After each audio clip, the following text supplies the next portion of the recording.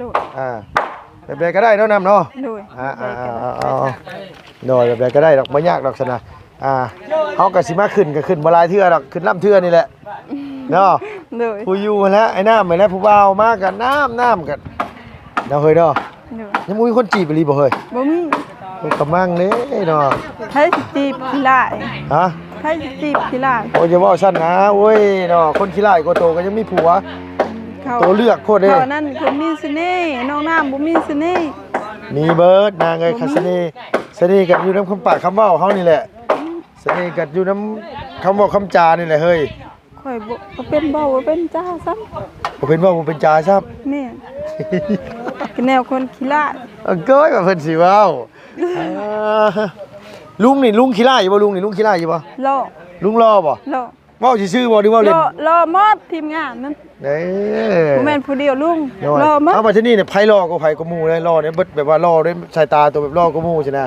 รอหมดฮะรอหมดโอ้ย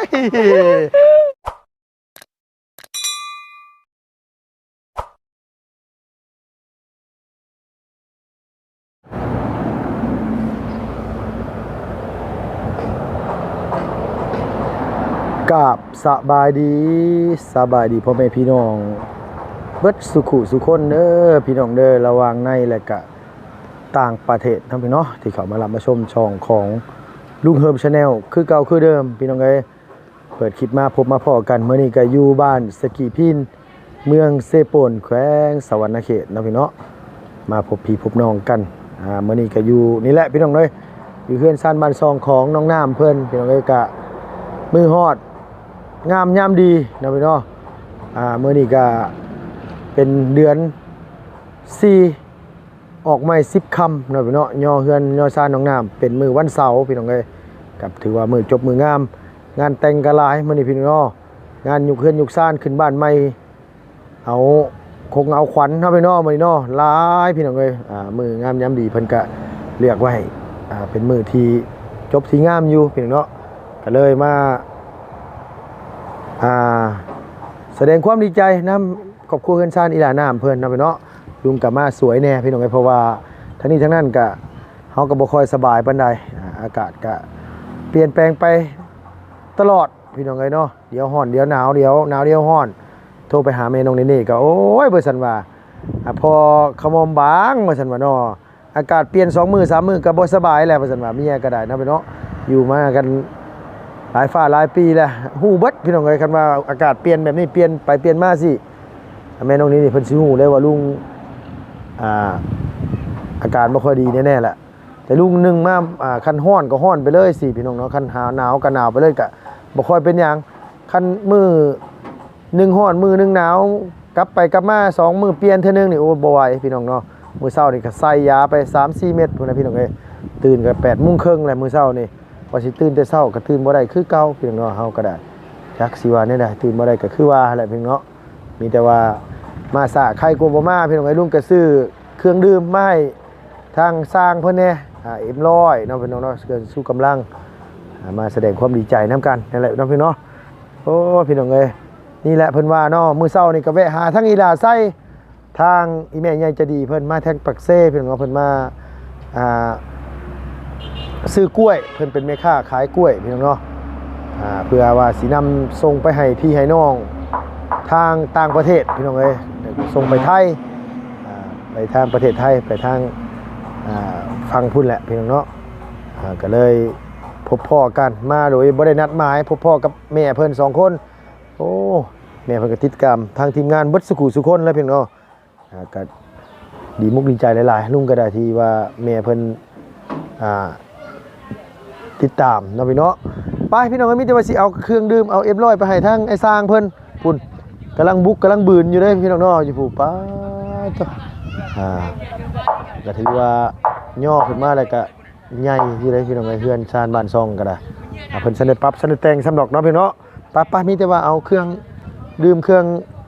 สู้กำลังไปให้เพิ่นก่อนเนาะพี่เนาะมาซ่าใครกลัวบ่มาพี่น้องเอ้ยลุงก็บ่ได้มาซอยเพิ่นยุกย่อดอกเพราะว่าเฮาก็บ่ค่อยสมบูรณ์ปานใดร่างกายก็บ่ค่อยโอเคปานใดเนาะพี่เนาะแต่ว่าพูดละพี่น้องเอ้ย ถ้าติดตามเบิ่งนํกันไปเรื่อยๆเนาะพี่เนาะว่าสิเอาขึ้นสูงซำใดสิเอาอันนี้ซำใดเพื่ออันหลังคาเนาะพี่เนาะในใจลุงนี่ลุงอยากให้มันสักเอาขึ้นไป80แล้วแบ่งครึ่งเนาะพี่เนาะเอาโมเดิร์นลงมาจาก40แล้วขึ้นไป40มันก็สิพอดีงามหรือว่า50ยังมันสูงโพดยังมันตึงเยิงอยู่นะพี่น้องเนาะแต่ว่าลุงก็แค่ความคิดเห็นของลุงก็ซื่อดอกพี่น้องเอ้ยเพราะว่าลุงก็บ่ได้มีประกอบส่วนนำจักขีบจักอัดเลยพี่น้องเอ้ยเฮือนน้องน้ำนี่เด้อพี่น้องเนาะบ่มีหยังเลยพี่น้องเอ้ยเฮือนน้องน้ำนี่ยอมรับว่าบ่ได้มีสิ่งก่อสร้างหรือว่าสิ่งปลูกสร้างมาประกอบส่วนเฮือนน้องน้ำเลยเนาะพี่น้องจังได๋ก็ตามแต่เฮาก็ซื้อกับข้าวกับน้ำซื้อเนี่ยอยู่ของกินมาฝากมาต้อนเราเป็นมาอัปเดตให้พี่ให้น้องเบิ่งน้ำกันจังได๋ก็ขอบคุณในไลน์พี่น้องอยู่ดีไม่แห้งพี่น้องเอ้ยอย่าเจ็บอย่าจนลำไปด้วยเนาะพี่น้องไปพี่น้องเอ้ยโดย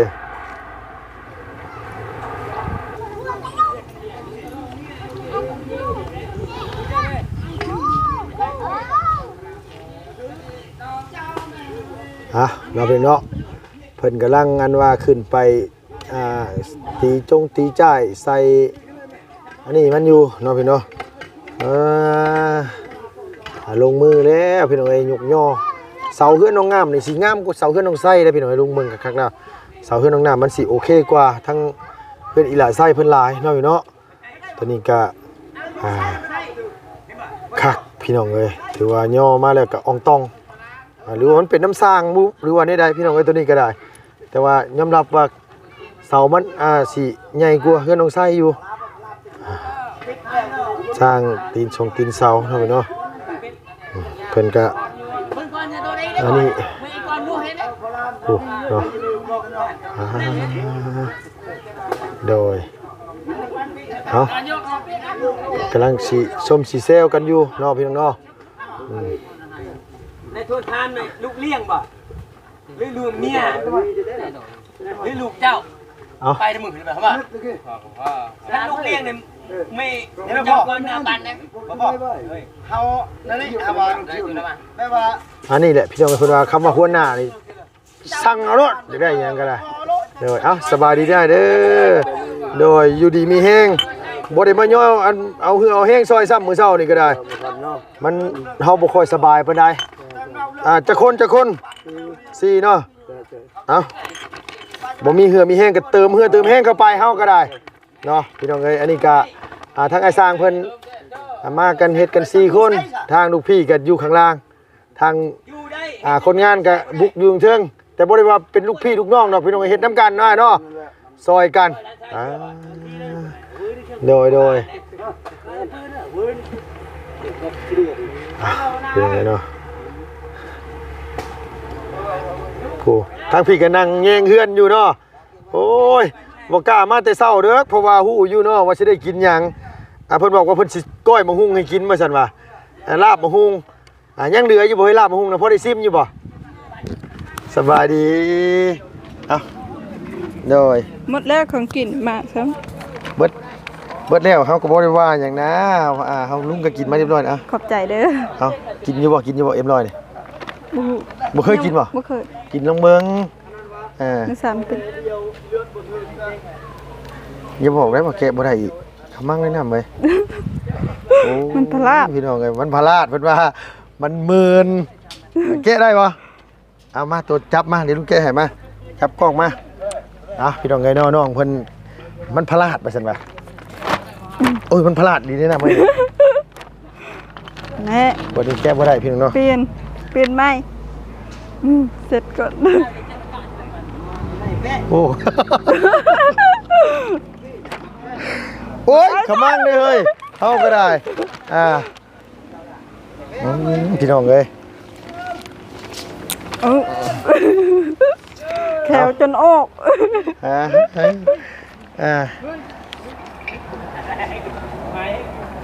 รสชาติเป็นยังไงหวานแซ่บอยู่ป่ะแซ่บอยู่บ่คือทินแดงคือกันคือทินแดงคือกระทิงแดงแม่โอ้คือกันนะเพิ่นย่อจักโมงลูกล่ะประมาณ 8 โมงประมาณ 8 โมงโดย8 โมงลุงยังบ่ทันได้ตื่นเลย 8 โมงเพราะว่าเฮาบ่ค่อยสบายโดย อากาศเปลี่ยนไปเปลี่ยนมาบ่ได้โอ้ยบ่ได้ดอกยอมพี่น้องเอ้ยได้หยังได้ให้เพิ่นกินมื้อเช้านี่ได้หยังแน่ ได้กินหมู กินหมู กินปลา กินหมูกินปลา 3ตัว ฮะ ปลา3ตัวปลานิ่ สาม มตัวคนมาหลายอยู่มื้อเช้านี่ หลาย หลายอยู่เนาะ ประมาณ50-60พุ่น 50-60 คน แม่ หมายความว่าบ้านตัวนี้เพิ่นบ่ได้เข้าศาสนาคริสต์เนาะ ดู เพิ่นถื ผู้ อ ก็ ผี เข้า เนาะ ผู้ก็เข้าผู้ก็บ่ อ๋อแต่บ่ได้เข้าหลายกว่า โดย เพื่อนไอ้น้ำสีงามกว่าเฮือนน้องไส้อยู่เบิ่งพี่น้องเอ้ยว่าเสาเฮือนน้องน้ำมันสีใหญ่กว่าเสาเฮือนน้องไส้เนาะอันเฮือนน้องไส้ก็งามแต่ว่ามันเสามันน้อยตัวนั้นน่ะน้อยกว่าตัวนี้หลาย แต่อันนี่มันสีใหญ่กว่าคิดว่าสีงามอยู่วะน่ะ งามและ งามบ่ งามและบ่คือเฮือนเซนั่น คือเฮือนเซ่เนาะ แม่ ตะกี้เฮือนเซ่ในบทบ้านนี่ก็มีแต่หลังเฮือนน้องน้ำเลยพี่น้องเอ้ยเซ่ก็หมู่ดีโลโดย งามละงามกูหมู่และ งาม เฮือน งาม เซ่ งามแบบเซ่ๆเลยบ่ตอนนั้นน่ะ แม่น โดยเขาเจ้าเพิ่นเฮ็ดหยังสักกันซั่นน่ะ เห็นไหมเขากินเบี้ย อ๋อเขาเจ้ากันว่าอันนี้ปกติเป็นธรรมชาติพี่น้องเอ้ยพี่น้องทางชนชาติเฮานี่คันว่าย่อเฮือนขึ้นเฮือนนี่เพิ่นสิ กินขึ้นเฮือนหลายคน ขึ้นเฮือนนี่ง่ายกว่านี้เนาะ ดู แต่ลุงขึ้นเฮือนนั่นว่าสมอเมื่อวานนี่บ่ค่อยมีคนเลยกับข้าวลุงซื้อมาโอ้ยเมื่อวานหลายดีเนาะ อยู่บ้านเคยมีหลายเด้ คนขึ้นเฮือนนะ โดยแบบคนนึงเคยไปอยู่คนนึงเห็น โดย เห็นเวลาเขาขึ้นเฮือนขึ้นย่างเขาบอกแล้วเขาไป โดยเจ้าบอกง่ายๆก็คือ คนนึงซอยคนนึง โดยซอยกันเนาะล่ะเนาะ โดย หลังใหญ่อยู่บ่น้ำถึกใจอยู่บ่ ถึกใจเลย ถึกใจบ่ โดย โอ้ยตายเกือบได้ฮะเนาะ พอแห้งอีกแล้วถึกหัวกันนิดหน่อยนั่นกันพอแห้งได้น่ะ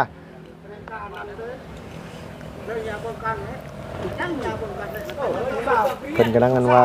ปั๊บเสาพี่น้องเอ้ย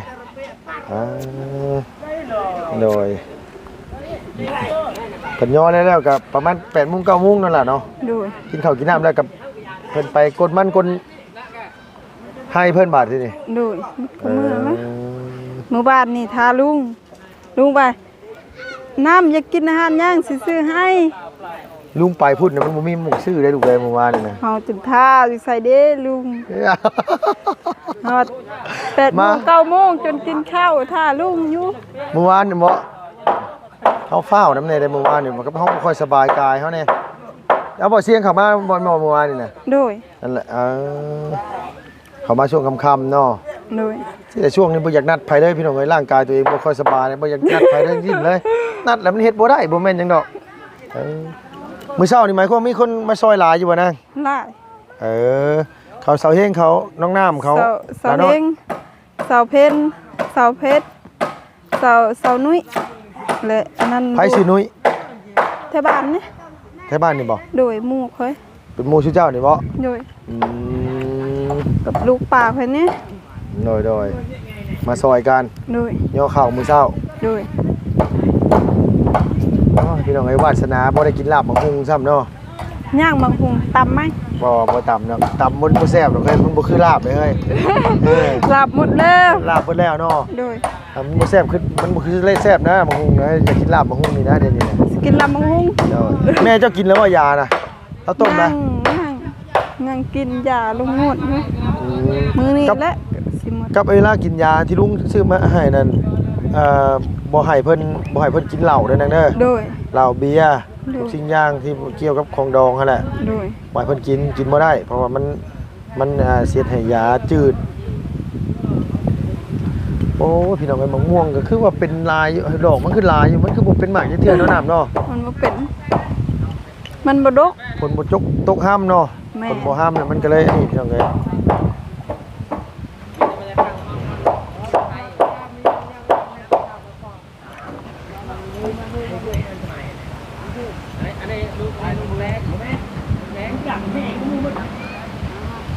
หมายความว่าตีนเสาตีนหยังเพิ่นฉันได้ปรับได้เนาะทางนี้อ้ายเพิ่นเฮ็ดทางเทิงก่อนเพิ่นปรับตีนเสาใส่น้ำราง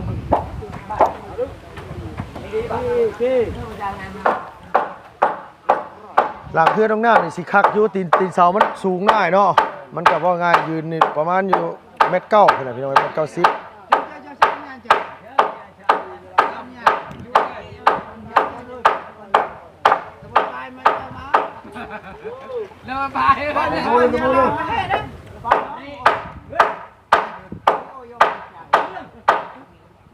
เมตรคัดนี่ก็ยังมัน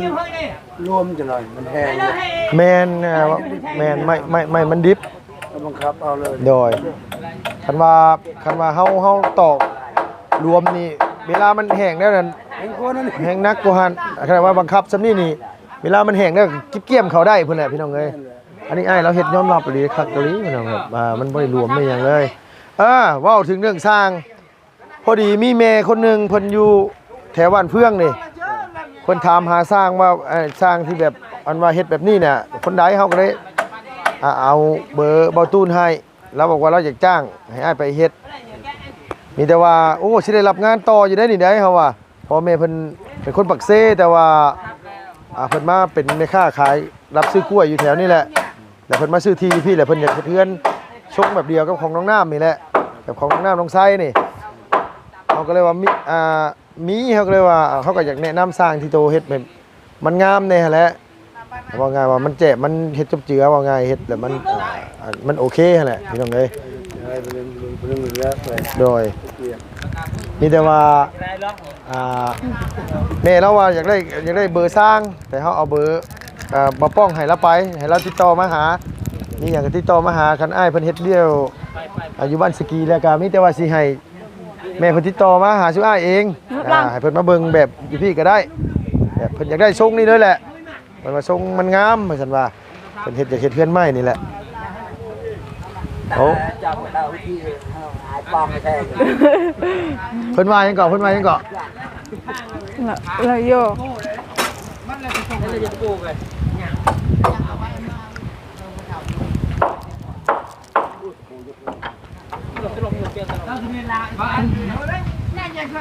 แต่เงินงามเลยเนาะน้ำเนาะตัวบัดนี้เนาะน้ำเนาะ โดย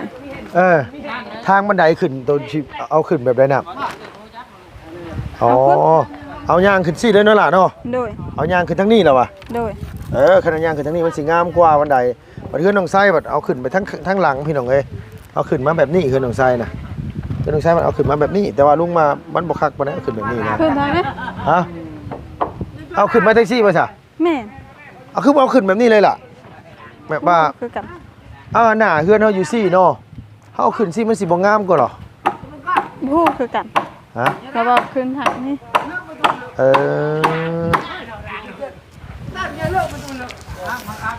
มักแบบนั้นบ่บ่ แบบใดกับมักเมิด บ่แบบว่าบันไดนะสำหรับลุงคิดว่าเอาขึ้นไปแบบนี้มันสิบ่งามกว่าบ่ ผู้แบบใดเขาว่ามักเมิด บ่อ้ายบันไดนี่สิเอาขึ้นมาทั้งแบบนี้บ่ ธรรมดามันสิชงมันเพื่อนน้องชายมาขึ้นมาสิ โดยบ่คันว่าเฮาเอาขึ้นไปแบบนี้มันสิบ่งามกว่าบ่จ้ะบ่บ่งามบ่เห็น โดยแต่ว่าเอาขึ้นมาแบบนี้เนาะขึ้นมาแบบนี้ เดี๋ยวน้องชายเลยขึ้นแบบนี้สูงออกเม็ดปลายเลยสูงออก โดยก็คือว่าแล้วแต่มักไผมักมันเนาะแต่สำหรับน้องนี่น้องมักทางนี้น้องน่ะขึ้นไปพี่เลยสินะแล้วแต่ไผมักมัน โดย แบบใดก็ได้เนาะนำเนาะ โดย โดยแบบใดก็ได้ดอกบ่ยากดอกซะนะเฮาก็สิมาขึ้นก็ขึ้นบ่หลายเทื่อดอกขึ้นลำเทื่อนี่แหละเนาะ โดย ผู้อยู่หั่นแหละไอ้น้ำไปแล้วผู้บ่าวมากันน้ำกันเนาะเฮ้ยเนาะ โดย ยังบ่มีคนจีบอีหลีบ่เฮ้ย บ่มี กำมังเด้เนาะ ใครสิจีบขี้ลาย ฮะ ใครสิจีบขี้ลาย โอ้ยจะว่าสั้นนะโอ้ยเนาะคนขี้ร้ายก็โตก็ยังมีผัว เขา โตเลือกโคตรเด้ เขานั่นเขามีเสน่ห์น้องน้ำบ่มีเสน่ห์ มีเบิร์ดนางเอ้ยคัสนีสนีกับอยู่น้ำคำปากคำเว้าเฮานี่แหละสนีกับอยู่น้ำคำบอกคำจานี่แหละเฮ้ย ข่อยบ่เป็นเบาบ่เป็นจ้าซ้ บ่เป็นว่าบ่เป็นจาซับ ำแม่ก็แนวคนขี้ลาย เก้ยว่าเพิ่นสิเว้าลุงนี่ลุงขี้ร้ายอยู่บ่ลุงนี่ลุงขี้ร้ายอยู่บ่ รอ ลุงรอบ่ รอ เว้าซื่อๆบ่หรือเว้าเล่น รอมอดทีมงานนั้น เด้ บ่แม่นผู้เดียวลุง น้อย รอมั้ เอามาที่นี่เนี่ยไผรอก็ไผก็หมู่เลยรอเนี่ยเบิดแบบว่ารอด้วยสายตาตัวแบบรอก็หมู่ใช่นะ รอมัด ฮะ รอมัด โอ้ยอยู่เป็ดมั้ยเฮ้ยรอมัด พี่น้องเอ้ยนี่ก็ทางอ้ายเพิ่นกำลัง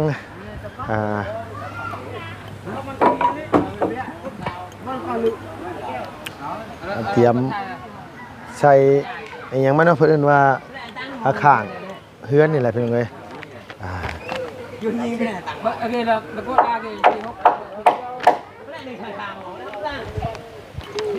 ใช่เฮ้ยไปย่างไปเบิ่งพุ่นนี่นะเฮ้ยไปเพื่อได้น้ำซาจำเพิ่นจะจอกจักได้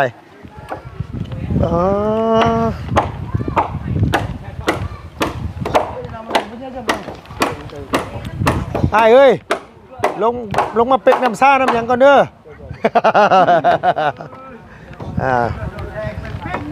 โอ้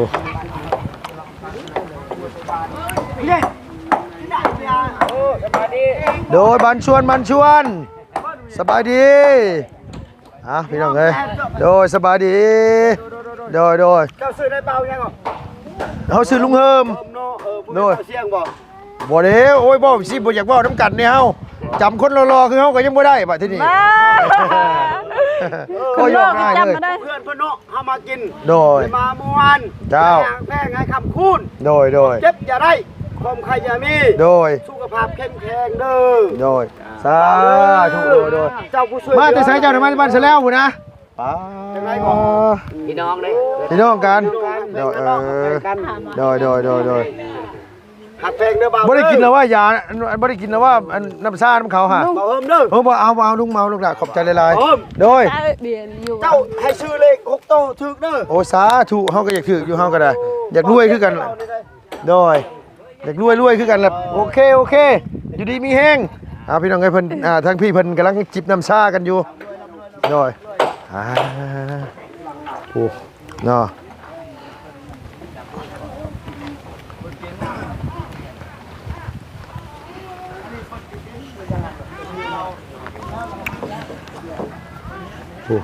โอเคสนะไม่มีแต่ว่าลุงสิไปเฮ็ดเวียกเฮ็ดงานต่อเลยล่ะเด้อคันซั่นมื้อแลงสิแวะมาอย่าลืมเลยชั่วมาหุงเฮาน่ะเด้อเอาไม้มาพ่อลุงมาเฮาสิเอาไปเฮ็ดหยังวะนี่วะเอาไว้ซะไปเลยได้บ๊ายบายขอบใจเด้อโดยบ่ได้มาย่อซอยมื้อเช้านี่บ่เป็นหยังแล้ววะบ่ได้เครียดให้กันแล้ววะเอาเนาะพี่น้องเนาะสำหรับคลิปนี้ก็ผู้ดีลุงกันนี่แหละพี่น้องเอ้ยซื้อM100เนาะพี่น้องมาฝากสร้างแน่มาเยี่ยมมายามมาให้กำลังใจมาแสดงความยินดีนำขอบคุณเพิ่นซ่านของอีหลาน้ำเพิ่นนะพี่น้องจังได๋ก็ตามแต่นะพี่น้องจังได๋ลุงก็ขอบคุณหลายๆพี่น้องอยู่ดีมีแฮงอย่าเจ็บอย่าจนลำรวยๆสุขภาพพระนามัยแข็งแรงอายุมั่นขวัญยืนหมดสุขุสุขคนเนาะพี่น้องสำหรับคลิปนี้ไปแล้วพี่น้องบ๊ายบายสบายดีเด้อ